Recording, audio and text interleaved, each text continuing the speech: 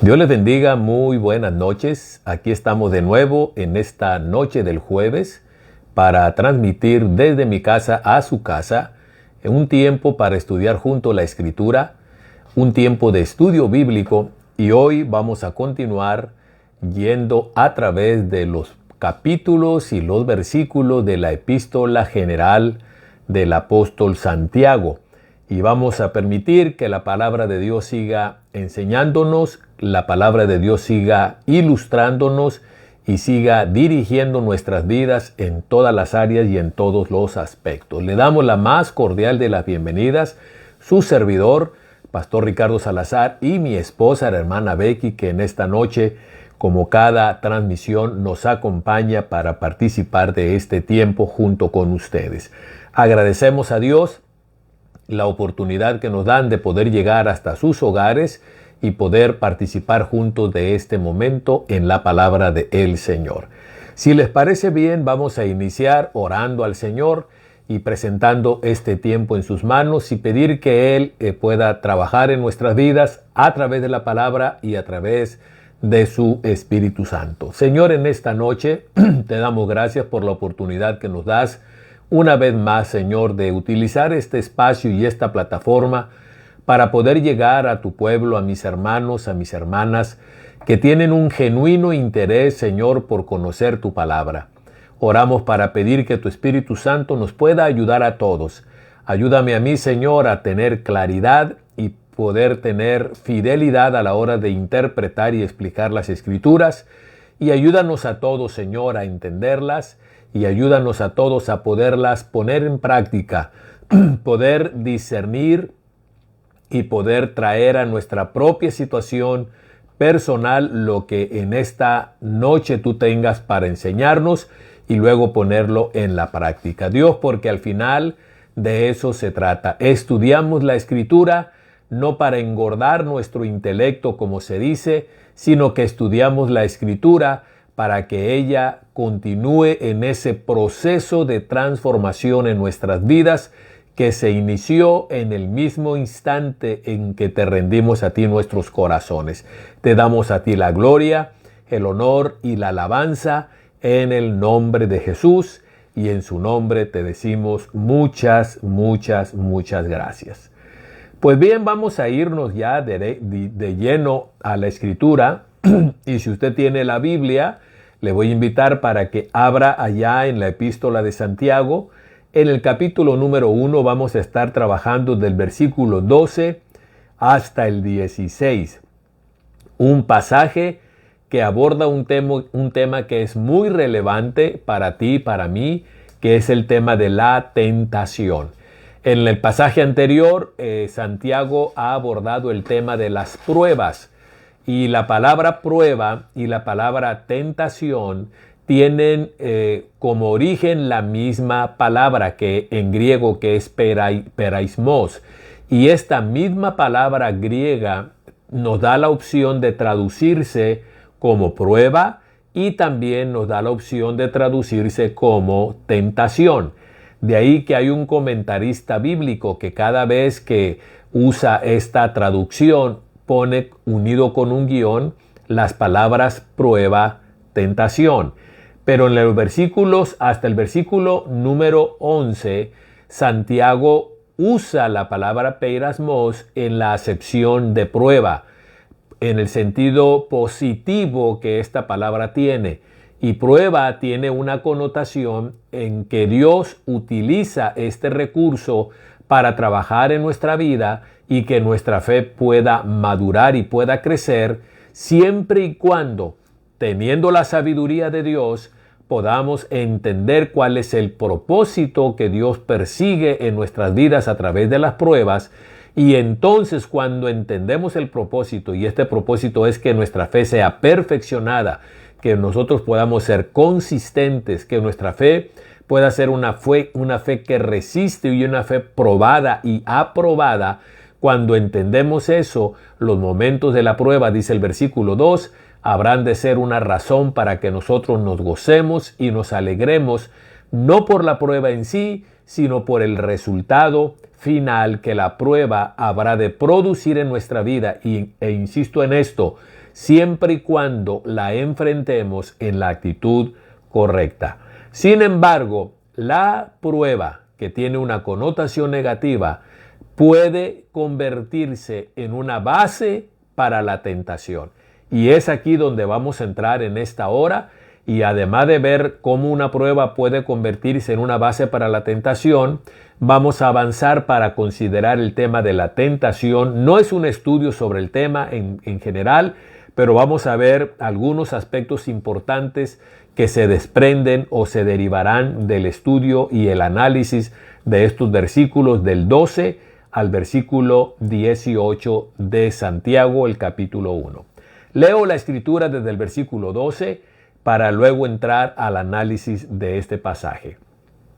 Dice la escritura: bienaventurado el varón que soporta la tentación. Permítame traducir: dichosa la persona que soporta la tentación, porque cuando haya resistido la prueba, recibirá la corona de vida que Dios ha prometido a los que le aman. En la última reunión que tuvimos, en la última transmisión, hicimos un análisis del versículo número 12 y solamente quiero destacar algunas ideas generales para retomar el pensamiento.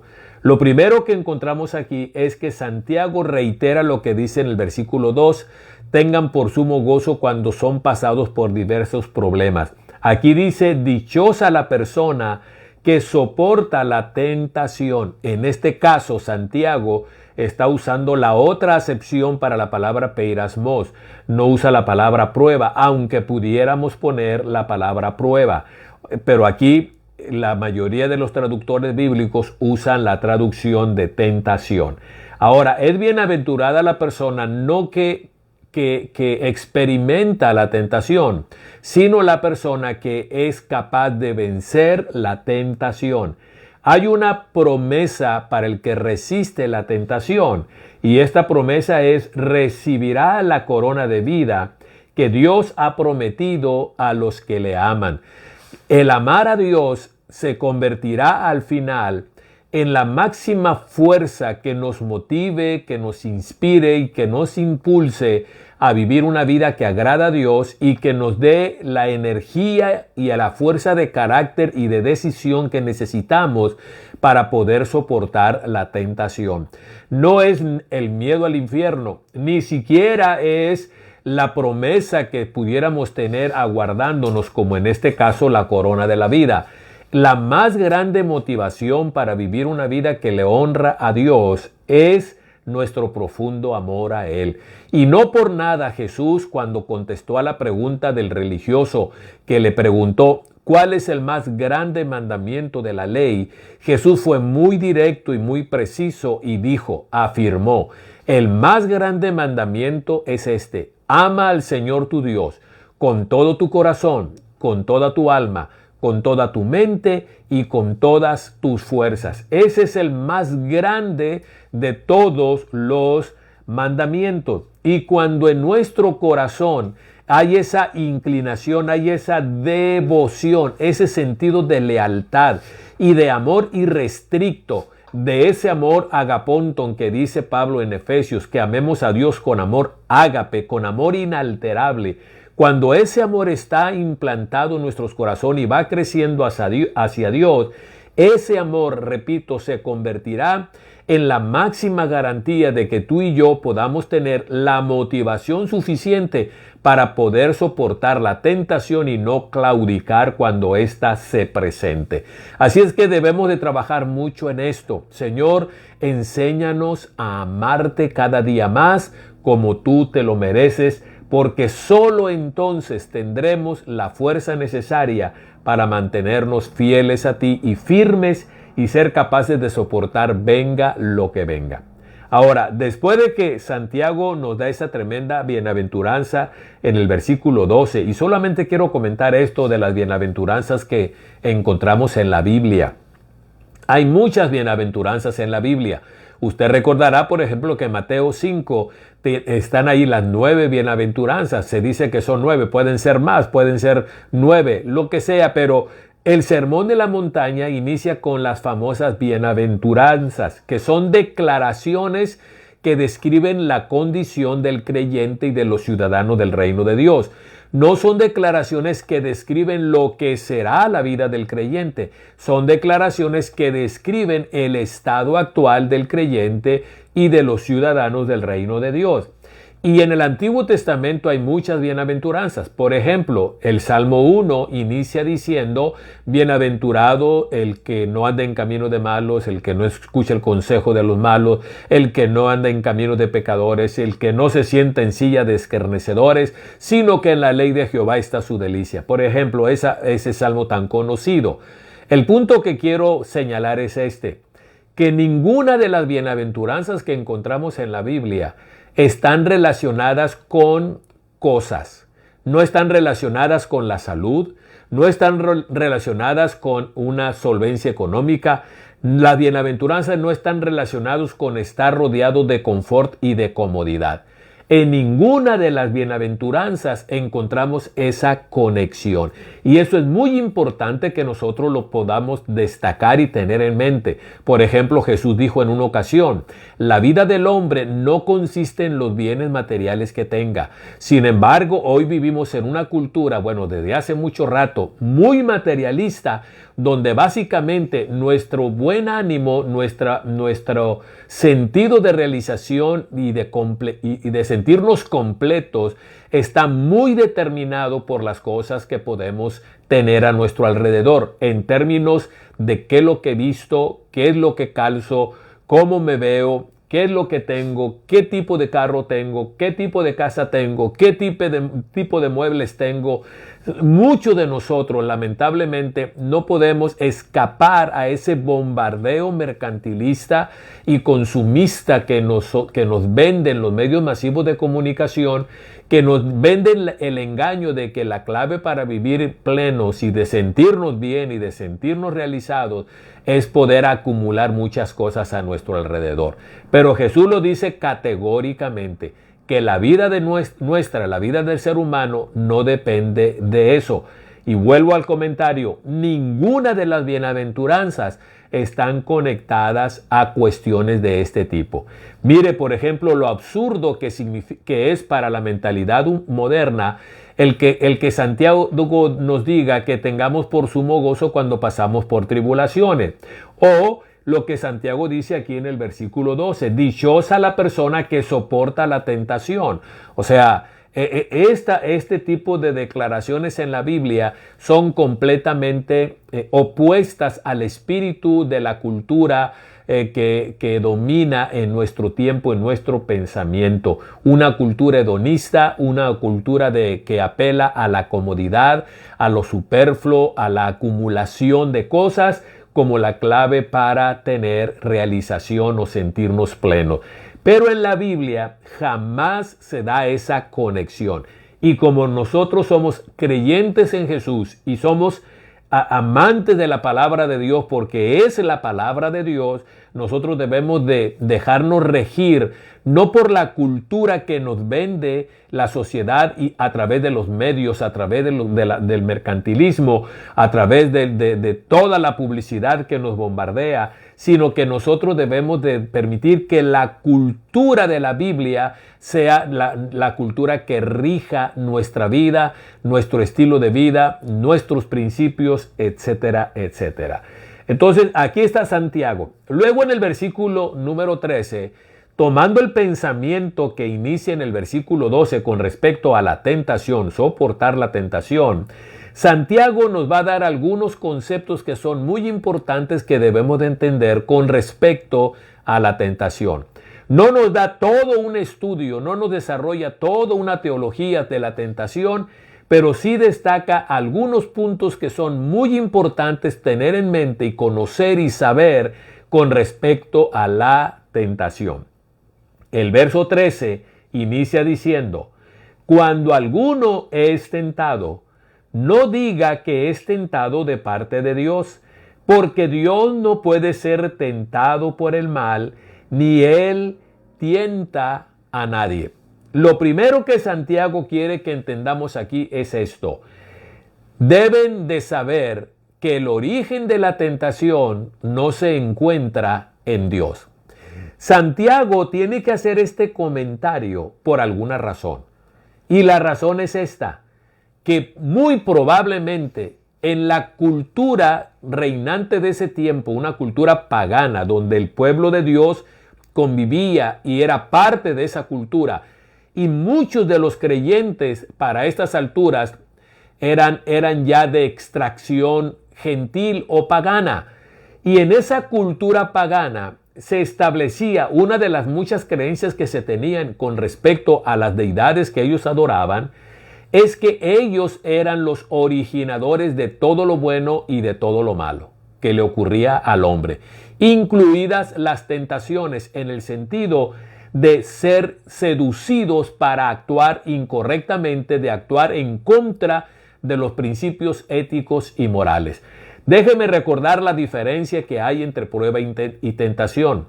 Prueba tiene el propósito de saber cuál es la condición que guarda nuestra fe.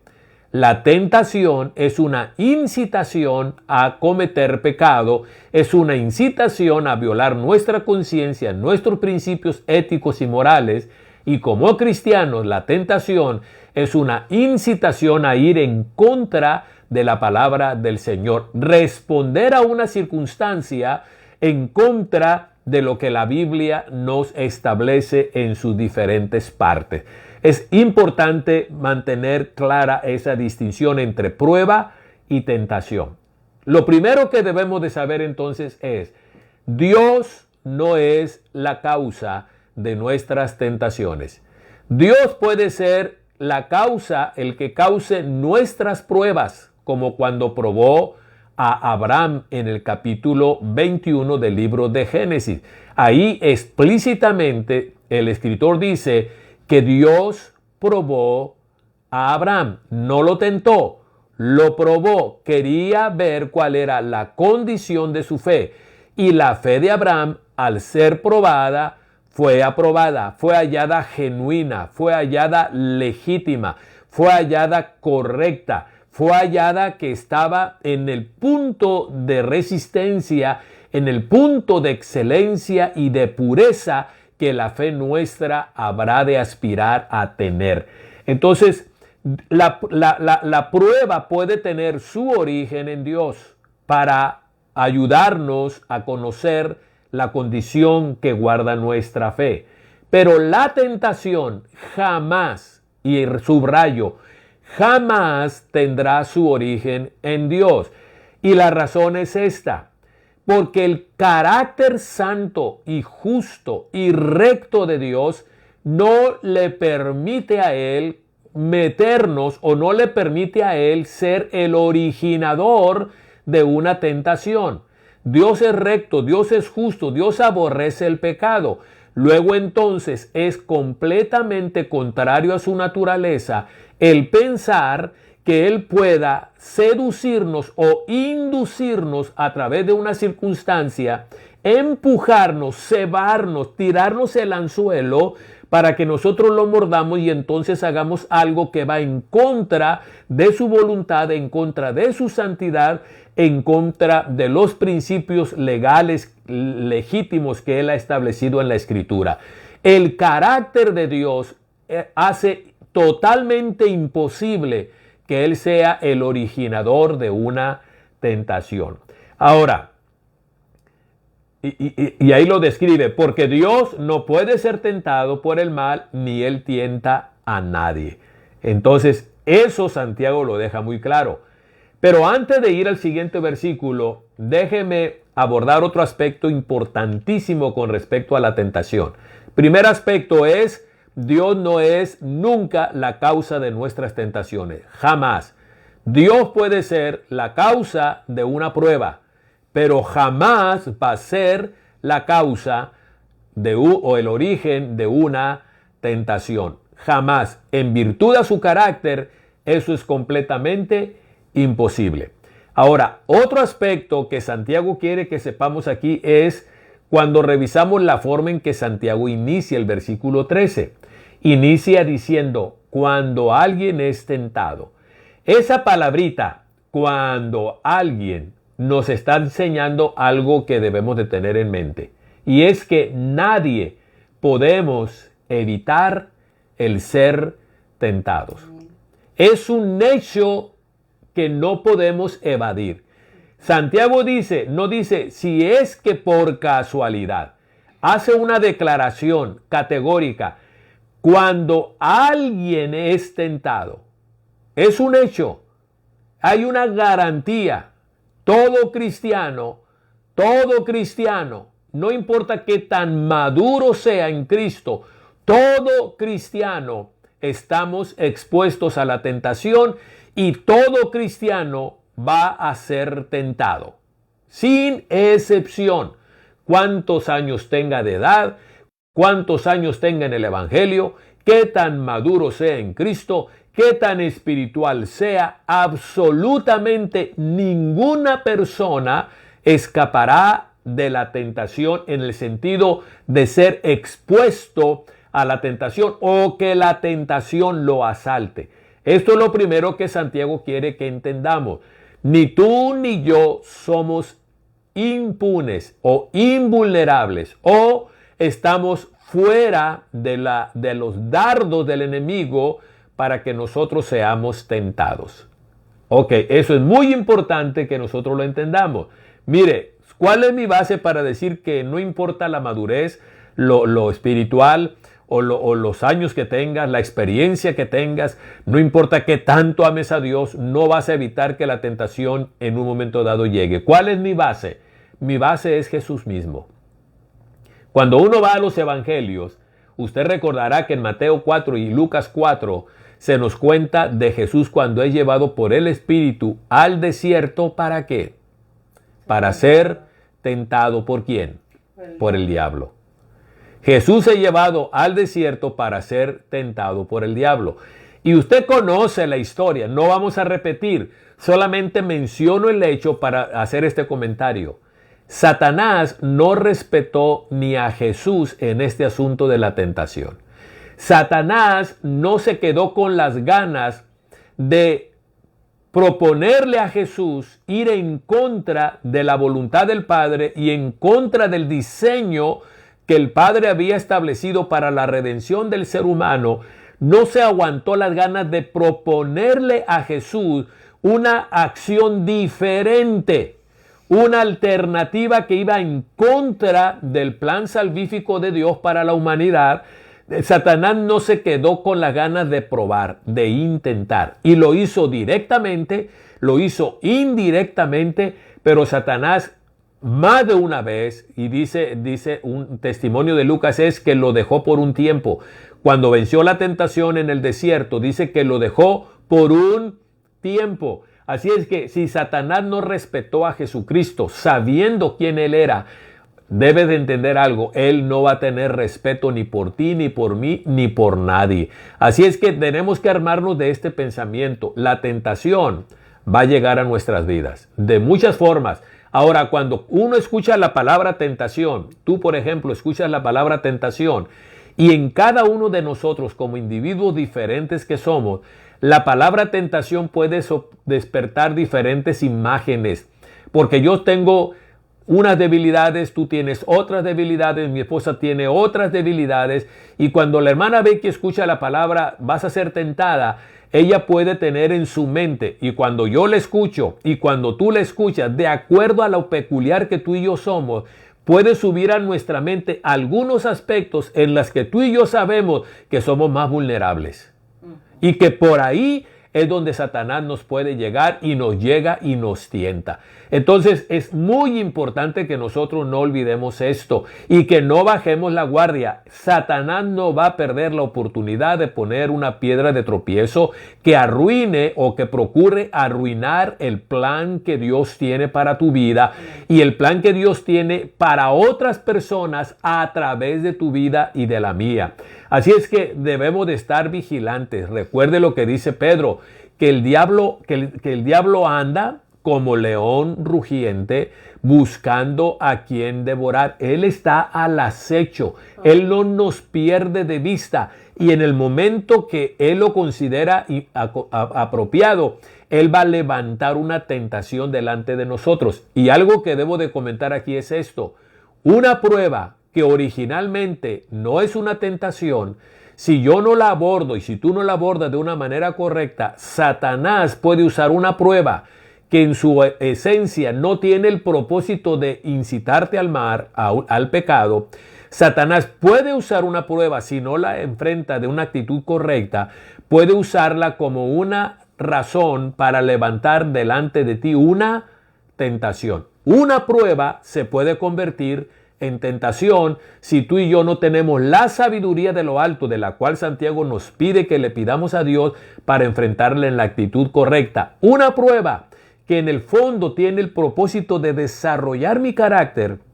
Si no tengo cuidado, Satanás la puede convertir en una causa o en una razón para que tú y yo demos apertura para que la tentación llegue. Así es que no nos equivoquemos, no nos equivoquemos. Nadie estamos exentos. Mire lo que dice Hebreos capítulo 2, versículo 18 con respecto a la tentación y Jesucristo. Dice, pues en cuanto él mismo padeció siendo tentado. Mire lo que dice el escritor de Hebreos con respecto a Jesús. Pues en cuanto él mismo padeció siendo tentado, es poderoso para socorrer a los que son tentados. Jesús fue tentado. Lo ratifica Hebreos capítulo 2, verso 18. Pero mire lo que dice Hebreos 4:15, uno de mis pasajes favoritos. Porque no tenemos un sumo sacerdote que no pueda compadecerse de nuestras debilidades. Yo agradezco que tengo un sumo sacerdote que sabe compadecerse de mis debilidades. Amén. Dice, sino uno. ¿Por qué se compadece? ¿Por qué nos entiende? ¿Por qué es solidario con nosotros? ¿Por qué es nuestro ayudador? ¿Por qué nos mete el hombro cuando pasamos por momentos de debilidad y de tentación? ¿Por qué? Dice que nuestro sumo sacerdote es uno que fue tentado en todo, según nuestra semejanza. La diferencia es que él jamás pecó, jamás fue vencido por la tentación, pero él fue tentado en todo. Entonces, ¿quién te crees? ¿Quién me creo para suponer que yo estoy más allá de ser tentado? ¿Quién soy yo? No debo de tener esa idea, porque al tener esa idea que no es verdadera, que es un engaño, me va a tomar a mí y te va a tomar a ti con la guardia baja. Tú y yo debemos de estar, como dice Pablo en Efesios, en el capítulo 6, siempre con la armadura completa, la armadura de Dios, para poder resistir en el día malo y cuando ese día acabe podamos estar de pie y estar firmes. ¿Recuerda usted la oración del Padre Nuestro? Mateo capítulo 6, también Lucas habla de la oración del Padre Nuestro. Tú te recordarás que parte de la oración del Padre Nuestro, ¿qué incluye? ¿Cuál frase incluye con respecto a la tentación? No nos dejes caer en tentación. Mateo capítulo 6, versículo 13, así lo lee la Nueva Versión Internacional. No nos dejes caer en tentación. Mire, es la oración que debemos de hacer todos los días, cada mañana, antes de enfrentar la jornada de un día, antes de irme a la escuela, antes de irme al trabajo, antes de iniciar mis tareas ministeriales, antes de hacer mis tareas domésticas, lo que yo tenga que hacer. Parte de mi oración diaria a Dios es: dame el pan de cada día, es glorificarlo. Señor, haz tu voluntad en mi vida. Ayúdame a perdonar si alguien me lastima. Ayúdame a no guardar rencor, sino inmediatamente perdonarlo, así como tú me perdonas mis pecados. Y algo que yo debo de incluir en mis oraciones constantes es: no me dejes caer en la tentación. ¿Qué significa? ¿Por qué debo de orar eso? Porque la tentación se va a presentar. De muchas formas, con muchas caras, con muchos ropajes diferentes, pero la tentación va a llegar. Y la mejor forma de prepararnos contra ella es siendo consciente de que ahí va a estar. Se va a presentar cuando menos lo espero, cuando menos me lo imagino, se va a presentar. En el momento de mi mayor debilidad, ahí se va a presentar la tentación. Y la mejor manera de tener la guardia bien puesta es siendo consciente de que la tentación está ahí al acecho, aguardándonos. Y orar. Si es que no fuera una situación en la que tú y yo podemos llegar con mucha frecuencia, la oración del Padre Nuestro no incluiría esta frase tan relevante. Y luego, mire lo que dice Jesús en Mateo 26:41. Esto se lo dijo a tres de sus discípulos, a Pedro, a Juan y a Santiago, cuando él se fue a orar al Getsemaní. Usted recuerda esa historia, cómo Jesús empezó a entristecer y él, en ese contexto de lucha tremenda que él estaba enfrentando y donde él enfrentó la última gran lucha, la última gran tentación, y es: Padre, si es posible que pase de mí esta copa sin que la beba, que así sea, pero no se haga lo que yo quiera, mas tu voluntad sea la que prevalezca. Jesús le dijo a sus discípulos lo siguiente: velen y oren para que no entren en tentación, o para que no caigan en la tentación. Estoy leyendo en Mateo capítulo 26, verso 41. ¿Cuál es la instrucción de Jesús aquí? La instrucción es esta: miren, la tentación va a llegar. El compromiso tuyo es no ceder a la tentación. Y la forma que les va a capacitar a ustedes, lo que les va a permitir mantenerse en victoria sobre la tentación, es velar y orar. Estar despierto, estar alertas, estar conscientes, estar alistados, listos para cuando ésta se presente, y estar orando. Oren, tiempo presente. Velen y oren, dos verbos en tiempo presente, lo que significa que el velar y el orar tiene que ser un estado constante, continuo en tu vida y en la mía. ¿Qué tanta seriedad le damos a esta exhortación de Jesús a unas horas de ir a la cruz? ¿Qué importancia le damos a estas palabras que Jesús nos da en el momento más difícil de su ministerio, son las horas previas a la crucifixión? ¿Qué valor le damos? Ahora, Jesús no solamente da esta instrucción, sino que los evangelios nos dan testimonio de que Jesús fue un hombre que se la vivió haciendo estas dos cosas: velando y orando. Velando y orando. Así es que Jesús no solamente nos da una instrucción para que la hagamos, sino que nos da una instrucción que Él primero la practicó, la vivió, la hizo, la encarnó, y entonces le está diciendo a los discípulos: por esta razón de que he velado y he orado, yo tengo la capacidad de decirle a mi Padre: no se haga lo que yo quiera, sino que se haga lo que tú quieras. El sentido de supervivencia es algo normal, pero cuando el sentido de supervivencia me lleva a tomar una decisión y una alternativa para preservar mi vida que va en contra de la voluntad de Dios, entonces yo caigo en una tentación. Y vamos a entrar ahorita a ese otro aspecto. Pero concluyo entonces con esto: todos vamos a ser tentados. Jesús nos advierte, Jesús nos dice, y en Mateo 26:41, así como en el Padre Nuestro, Jesús nos enseña que la mejor manera de prepararnos contra la tentación que va a llegar, porque va a llegar, es velando y orando. Consciente de que va a llegar, entonces tengo que estar listo, tengo que estar despierto y tengo que estar orando. Tiempo presente, una acción continua. Ahora, Dios no es el autor de la tentación. Entonces, ¿dónde se origina la tentación? El verso 14 nos da la respuesta. Sino que Dios no es tentado, no es el tentador, no es el origen de la tentación. ¿Dónde está el origen? Sino que esa expresión nos prepara para escuchar la respuesta. ¿Cuál es el origen de la tentación? Sino que cada uno, es una cuestión personal, es una cuestión individual. Cada uno es tentado. Y vuelve ahí la afirmación, un hecho. Cada uno es tentado cuando de su propia concupiscencia es atraído y seducido. Entonces la concupiscencia, después que ha sido concebida, da a luz el pecado, y el pecado siendo consumado, da a luz la muerte. Aquí está el origen de la tentación. ¿Cuál es el origen de la tentación? Nuestros propios deseos. La tentación se origina dentro de nosotros, dentro del corazón nuestro. Ahora, la palabra que aquí se traduce concupiscencia es la palabra griega epitumía.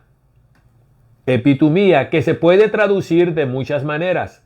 Se puede traducir como deseo, desear, codicia, codiciar, concupiscencia y pasión. Es decir, esta palabra epitumía, que aquí se traduce como concupiscencia, puede tener una traducción positiva, como desear, sencillamente desear. Pero aquí, por el hecho de que es una incitación o es un deseo que va en contra de la santidad de Dios, o es un deseo que si yo lo satisfago, le doy cumplimiento, lo atiendo, lo acaricio y lo atiendo, lo consumo, me va a llevar a cometer una acción que va en contra de la santidad de Dios y que va en contra de lo que Dios ha establecido en su palabra. Por esa razón es que se traduce como concupiscencia. Pero este mismo verbo se puede traducir sencillamente con la palabra deseo. Deseen como niño recién nacido la leche espiritual no adulterada. Por ejemplo, ahí tiene una connotación positiva. Pero en la gran mayoría de las veces que ocurre esta palabra en el Nuevo Testamento, tiene una connotación negativa, como la que ocurre aquí en Santiago capítulo 1, verso número 14. Así es que el origen de la tentación son tus propios deseos y mis propios deseos. Ahora, quiero comentar esto sobre la tentación. Las tentaciones apelan a deseos legítimos que como personas tenemos. Las tentaciones apelan a deseos legítimos que como personas tenemos. Deseos legítimos, me refiero a deseos que Dios puso en nuestra vida como algo bueno, como algo correcto. Pero las tentaciones apelan a deseos legítimos, pero el problema es que la tentación te plantea y me plantea una opción para satisfacerlo que va en contra de lo que Dios ha dicho. Es decir, la tentación dice, es que tú mereces ser feliz. Tú quieres ser feliz. Dios te creó con esa inclinación. Tú deseas poder, tú deseas conocimiento, tú deseas. Dios nos creó con eso. Tú quieres el éxito, tú quieres la grandeza. Y es cierto, Dios nos creó con eso. Somos hechos a su imagen y semejanza.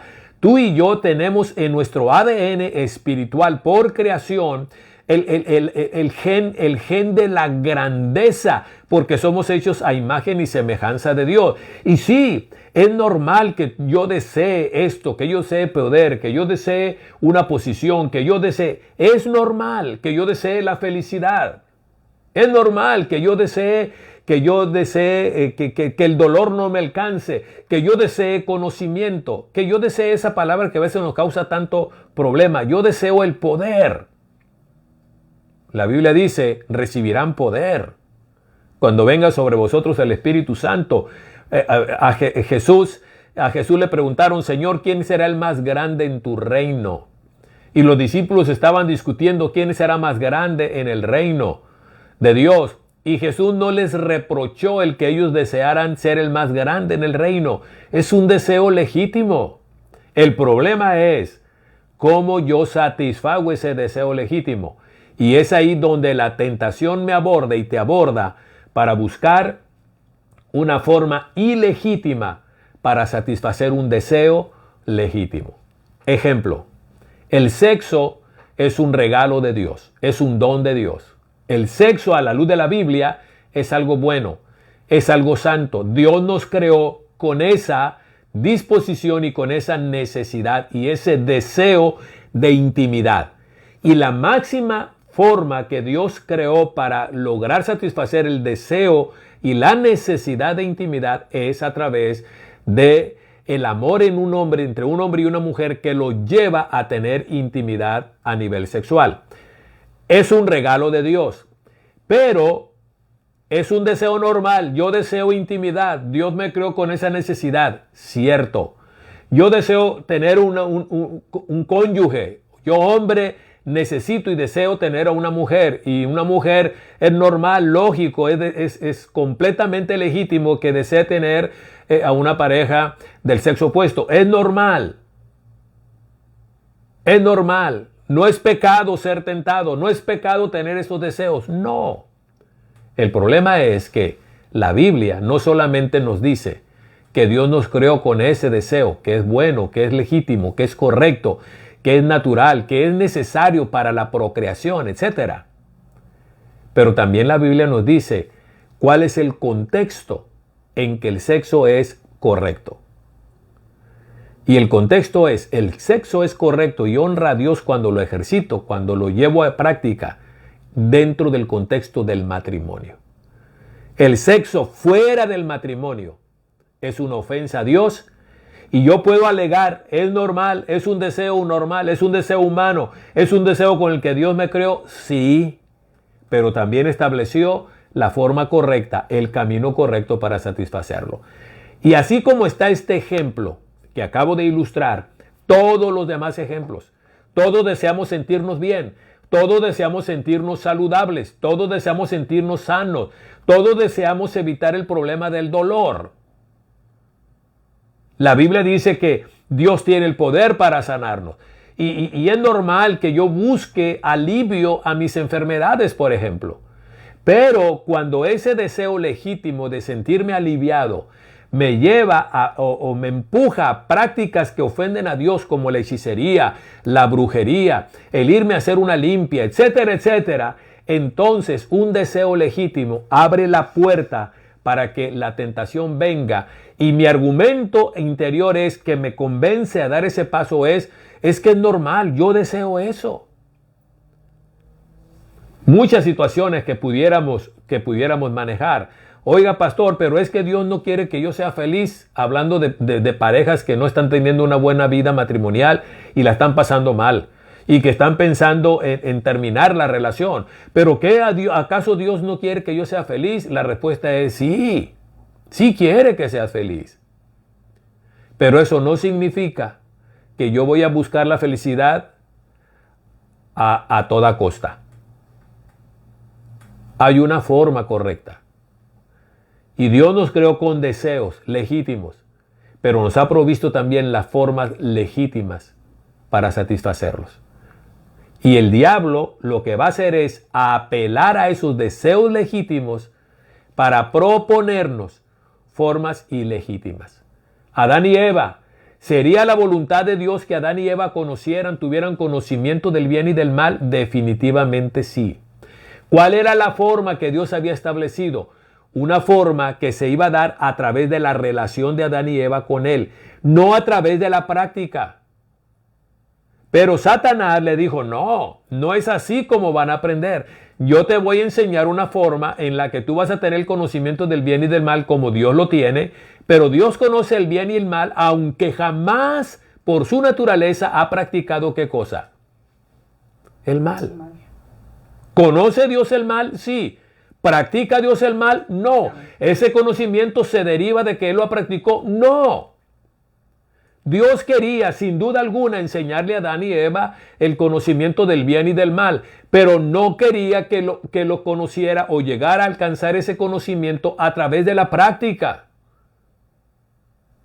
sino a través de una relación de confianza con Dios, que a través de esa relación de confianza con Dios, Adán, por inferencia, por instrucción, conociera lo que es bueno y lo que es malo, sin necesidad de experimentarlo. ¿Era normal el deseo de Adán y de Eva de conocimiento? Normal. Claro que era normal. Pero Satanás le presentó una alternativa que rompía de una manera increíble, y usted conoce el relato bíblico de Génesis, que rompía completamente con el plan y el orden que Dios había establecido. Y así podemos irnos, mis amados, en cada una de las tentaciones. El amor al dinero, la avaricia, el deseo desmedido de tener cosas. Esos son perversiones, son concupiscencias, son deseos que se desbordan, son deseos que rebasan los límites de lo normal. Y entonces se convierten, el diablo los usa como una avenida para presentarnos tentaciones que nos lleven a actuar y a suplir esas necesidades de forma incorrecta. Debo de terminar aquí porque comenté, ¿verdad?, de que no es un estudio sobre la teología o una especie de doctrina sobre la tentación, pero sí es importante que entendamos esto. La Biblia me hace a mí responsable de las tentaciones que se levantan, porque se originan en nuestros deseos y en este caso nuestros deseos desbordados.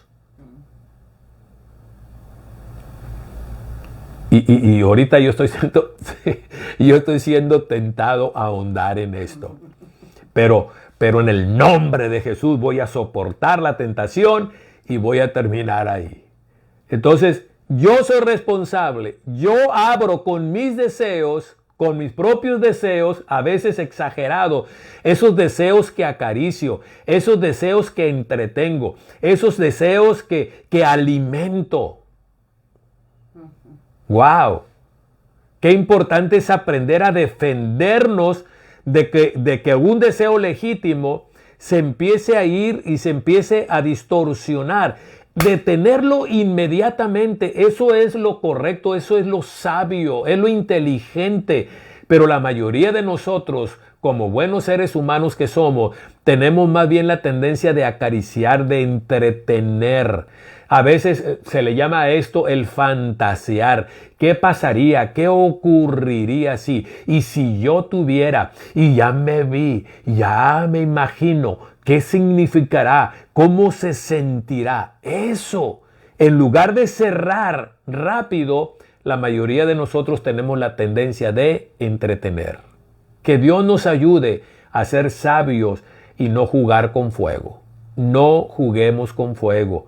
Entonces, yo soy responsable por mis propios deseos de que esto venga.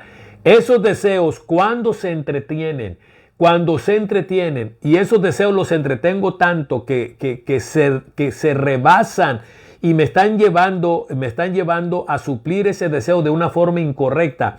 Cuando ese deseo se hace tan intenso que se apodera de mi voluntad, entonces soy atraído y soy seducido. Aquí la figura es del pescador, el pescador que pone la carnada en el anzuelo y la tira para que entonces venga el pez y muerde el anzuelo y es atraído, es arrastrado. Es muy importante que nosotros entendamos lo tremendamente vulnerables que somos cuando no ponemos un alto rápido a la primera estadía de la tentación, que son nuestra mente, nuestros deseos. Cuando se empiezan a ir en una dirección equivocada, ahí es el momento de ponerles un alto. Entre más los entretengamos, más difícil será poner el freno. Y podríamos decirlo, y déjenme decirlo, podemos llegar, y de hecho llegamos en ocasiones a un tiempo donde ya no podemos meter el freno. Agarra tanta velocidad el carro de la tentación, agarra tanta velocidad que es inevitable la colisión. Es inevitable el choque y el desastre con todo lo que eso conlleva para nuestra vida espiritual, para nuestra vida personal, para nuestra vida conyugal, nuestra vida familiar, nuestra vida como comunidad de fe. Tengamos cuidado, hermanos, seamos diligentes, atendamos el consejo de Jesús, velen y oren.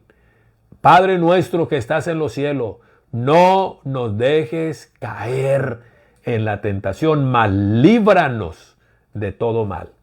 Entonces, cada uno es atraído. Luego el versículo 15.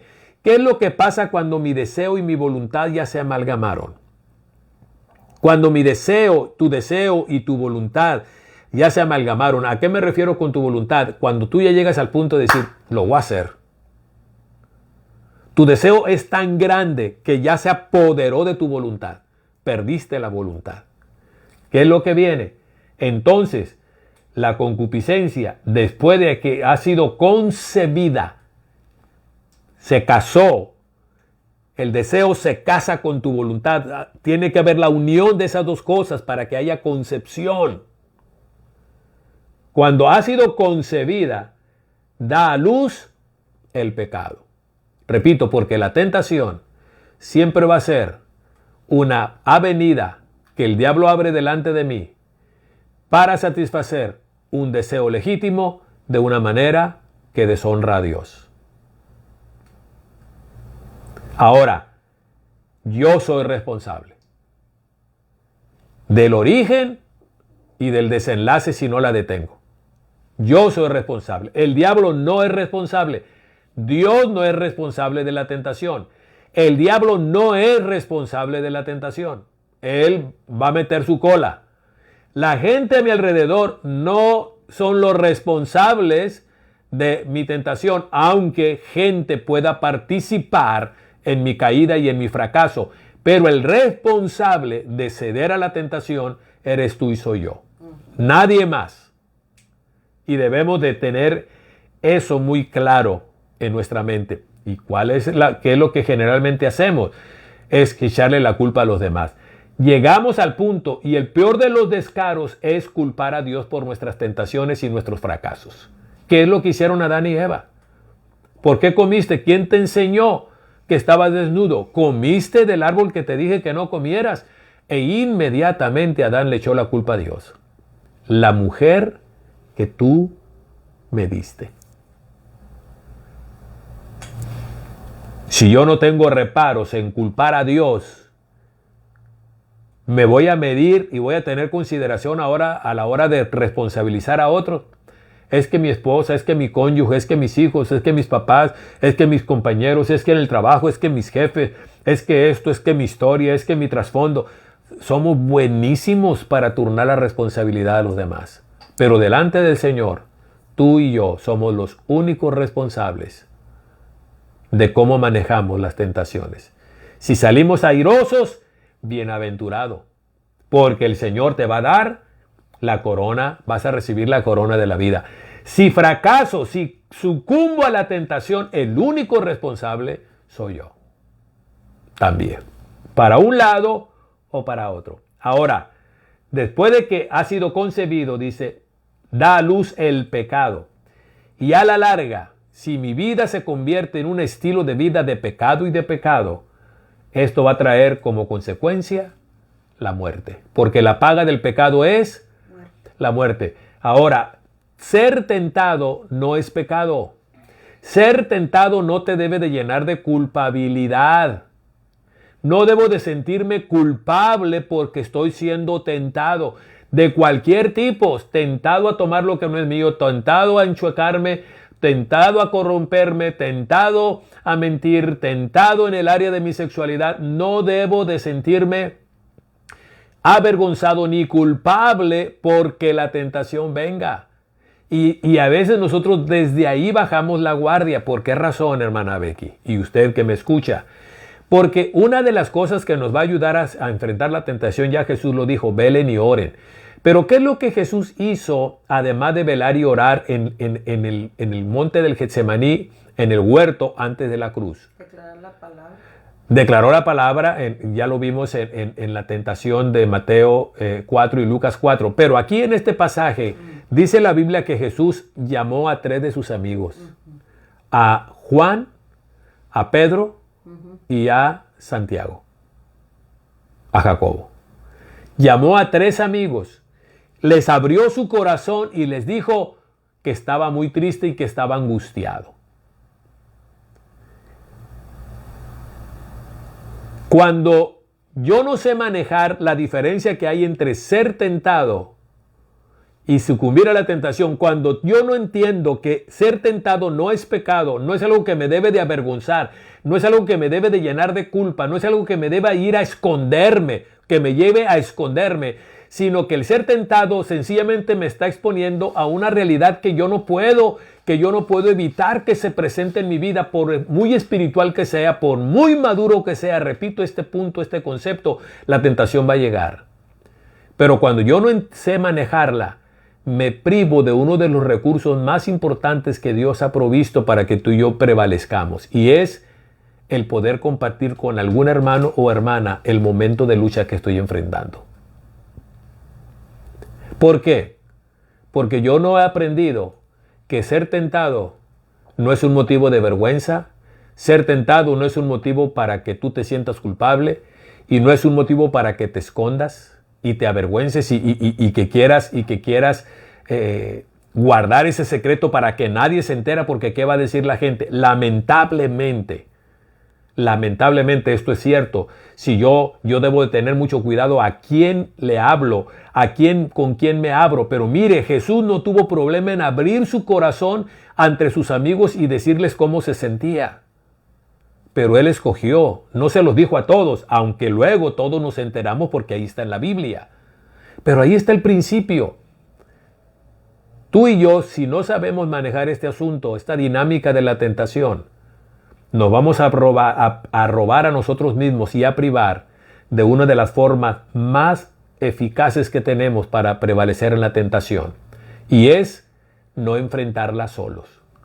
Poder hablarla con alguien que sea de confianza, que sea maduro, que yo sé que no me va a juzgar, no me va a criticar, sino que va a estar ahí, como dice Hebreos, el capítulo 4, en el versículo número 15, como un sumo sacerdote que sabe compadecerse de nosotros, porque esa persona ha pasado por situaciones semejantes y entonces me entiende, es compasivo, sabe meter el hombro y en lugar de criticarme y de empujarme, me entiende y me apoya para entonces yo salir vencedor. Es exactamente lo que Jesús hace, porque Él pasó por eso, en todo, pero Él no pecó.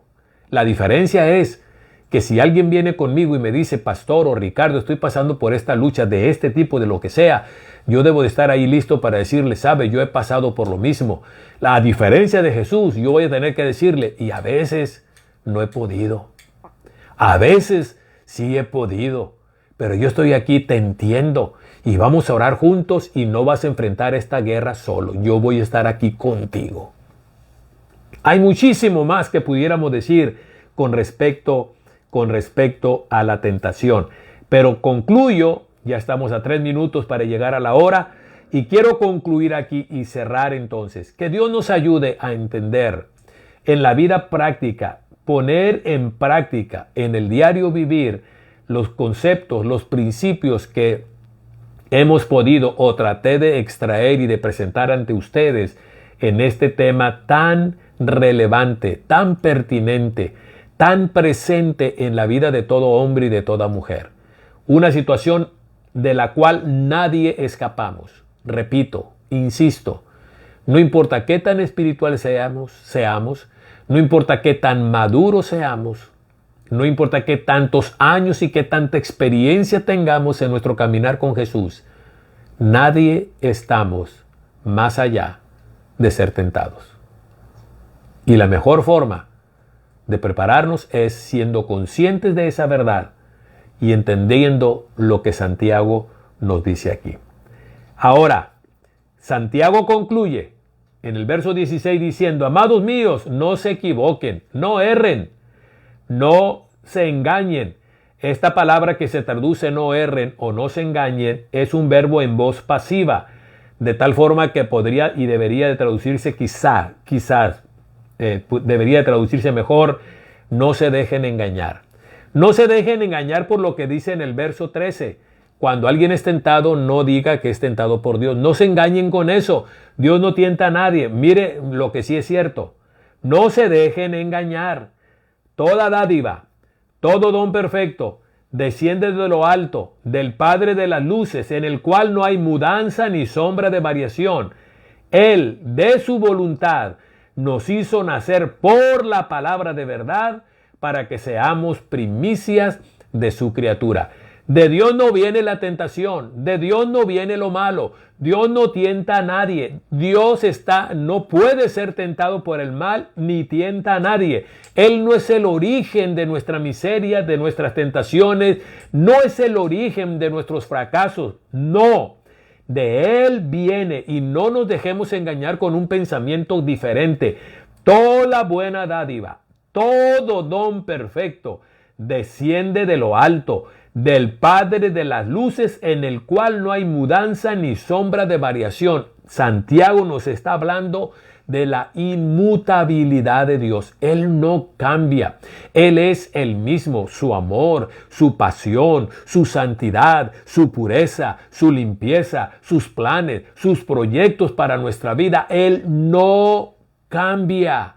Y nosotros debemos de tener eso muy claro, muy seguro. Y en ningún momento sucumbir al dardo del enemigo cuando nos vemos rodeados por tentación, ese dardo que él insistentemente lanza. ¿Dónde está Dios en este momento de lucha que estás pasando? ¿Dónde está Dios en este momento de tentación? ¿Por qué te deja en este momento?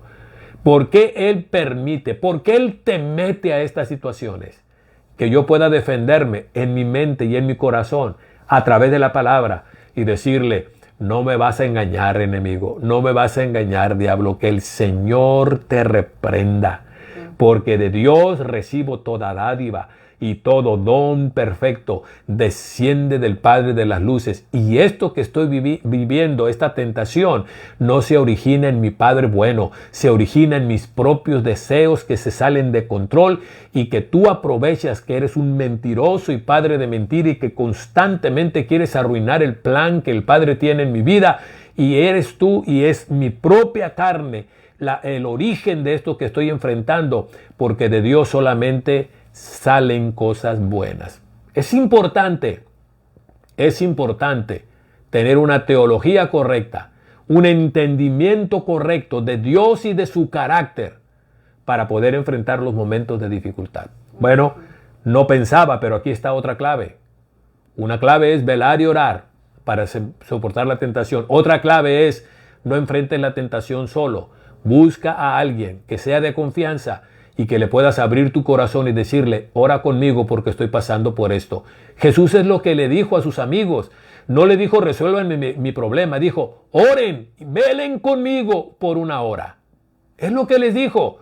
Tú y yo debemos de tener la misma capacidad de poder decirle a alguien de confianza: por favor, ora conmigo por esta situación que estoy viviendo. Y el tercer principio para vencer la tentación es: debes de tener un concepto correcto del carácter y de la naturaleza de Dios para que el diablo no tome ventaja de algún concepto equivocado, de alguna noción torcida, inexacta que pudieras tener acerca de Dios y de su carácter, que el diablo use para minar tu fortaleza a la hora de enfrentar la tentación. Ya 8:3 concluimos que Dios les bendiga. Deseo que Dios les guarde.